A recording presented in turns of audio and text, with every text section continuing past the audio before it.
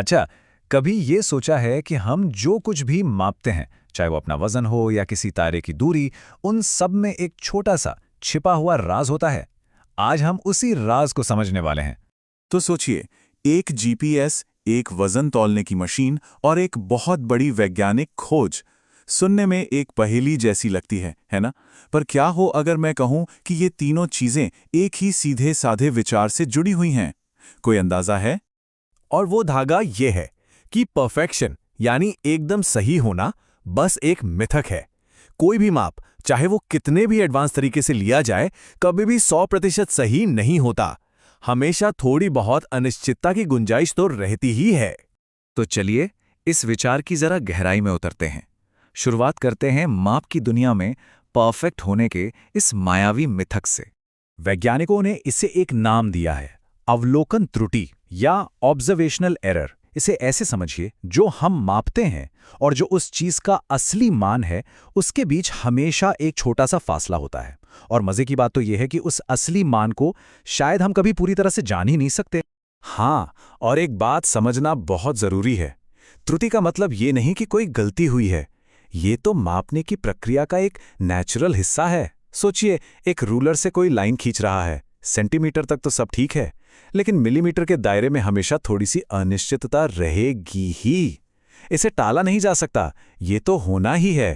तो सवाल ये है कि ये त्रुटियां आती कहां से हैं? असल में ये दो मुख्य फ्लेवर्स में आती हैं, एक है रैंडम और दूसरी सिस्टेमैटिक। और यकीन मानिए, इन दोनों के बीच का फर्क समझना बहुत बहुत जरूरी है। असल में ये दोनों त्रुटियां माप को दो बिल्कुल अलग अलग तरीकों से प्रभावित करती हैं, और यहीं से बात आती है प्रिसिजन और एक्यूरेसी की। एक असर डालती है प्रिसिजन पर तो दूसरी एक्यूरेसी पर। खैर, इस पर हम अभी आएंगे। पहले इन दोनों गलतियों को ठीक से समझ लेते हैं। तो सबसे पहले है रैंडम एरर, और जैसा नाम है वैसा ही इसका काम है, एकदम रैंडम। इसे अपने डेटा में मौजूद एक शोर की तरह समझिए। मतलब हर बार जब माप लिया जाएगा, नतीजा थोड़ा अलग आएगा। लेकिन इससे निपटने का एक बढ़िया तरीका है। अगर बहुत सारे माप लेकर उनका औसत मतलब एवरेज निकाल लिया जाए, तो ये जो शोर है ना, वो काफी हद तक शांत हो जाता है। अब बात करते हैं सिस्टेमैटिक एरर की, और ये एक बिल्कुल अलग कहानी है। ये ज्यादा शातिर है। ये एक लगातार बना रहने वाला छिपा हुआ झुकाव है, जो सारे मापों को एक ही दिशा में धकेलता है। हो सकता है वजन की मशीन ही थोड़ी खराब हो, या मापने का तरीका ही गलत हो, और बुरी खबर यह है कि ज्यादा माप लेने से ये ठीक नहीं होने वाला।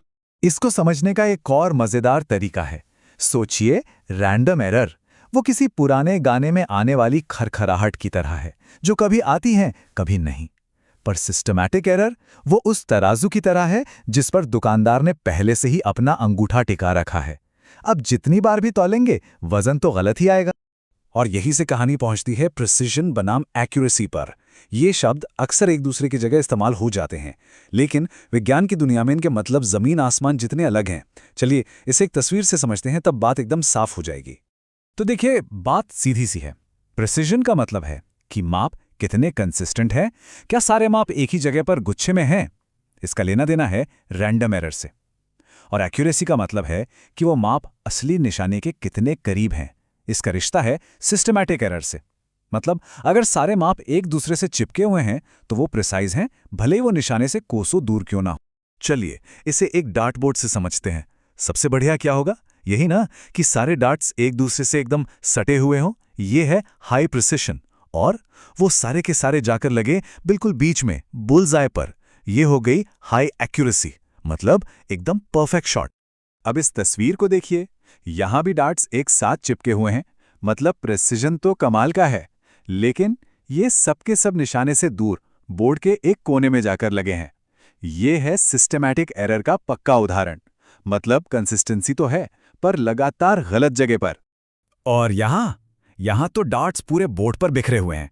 प्रिसिजन गया काम से। यह है रैंडम एरर का असर। पर इसमें एक मजेदार बात है। अगर इन सारे बिखरे हुए डार्ट्स का औसत निकाला जाए तो वो सेंटर के काफी करीब होगा। तो यहां एक्यूरेसी तो ठीक ठाक है, पर प्रिसिजन बिल्कुल नहीं। और आखिर में ये है सबसे खराब सिचुएशन। डार्ट्स न सिर्फ चारों तरफ बिखरे हुए हैं, बल्कि वो निशाने के आसपास भी नहीं है। मतलब यहां प्रिसिजन भी गया और एक्यूरेसी भी। यहाँ रैंडम और सिस्टमैटिक दोनों तरह की गलतियां एक साथ हो रही हैं। तो सवाल ये उठता है कि अगर गलती होना तय है तो फिर वैज्ञानिक करते क्या हैं? वो उस अनिश्चितता को कैसे संभालते हैं ताकि उनके नतीजों पर भरोसा किया जा सके? सिस्टमैटिक एरर से निपटने के लिए वैज्ञानिकों को एक जासूस की तरह सोचना पड़ता है।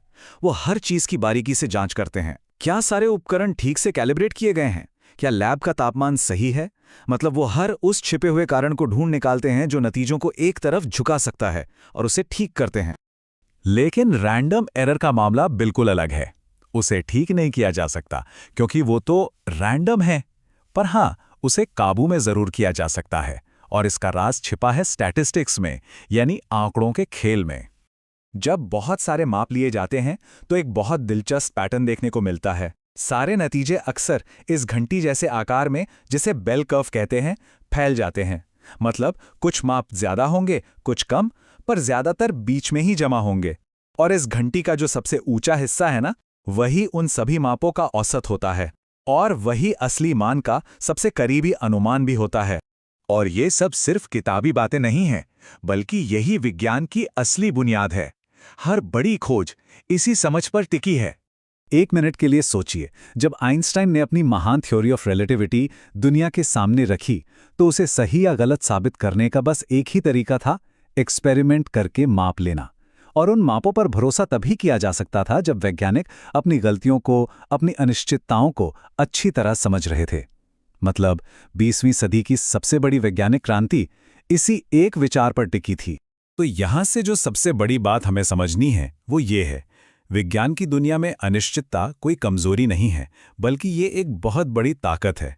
ये मान लेना कि हम सब कुछ नहीं जानते असल में उस ज्ञान को और भी ज्यादा भरोसेमंद बनाता है जो हम जानते हैं। थोड़ा अजीब लगता है सुनने में, है ना?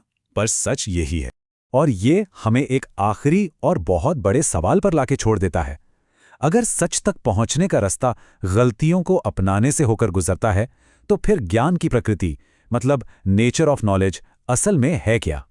शायद